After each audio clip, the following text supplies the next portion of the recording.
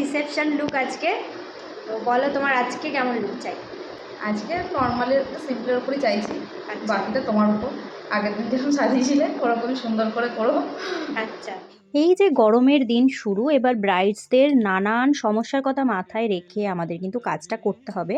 এই সমস্ত আপকামিং ব্রাইডসরা এই গরমে বিয়ে করছো, তারা যদি এসি ভেন্যু বুকিং করো তো খুবই ভালো। যারা নন এসি ভেন্যু বুকিং করো আর বলো যে দিদি ওয়াটারপ্রুফ মেকআপের প্রচুর দাম, তুমি নর্মাল এইচডিটাই করে দাও, তখন কিন্তু মেকআপ আর্টিস্টের মন ভয়ে দুঃখে ভেঙে চুরমার হয়ে যায় আর ক্লায়েন্টকে বলে না না প্লিজ তুমি ওয়াটারপ্রুফ মেকআপই নাও। নন এসিতে এই গরমে ওয়াটারপ্রুফ ছাড়া মেকআপ পসিবল নয়, কি মেকআপ কিন্তু গলে যাবে।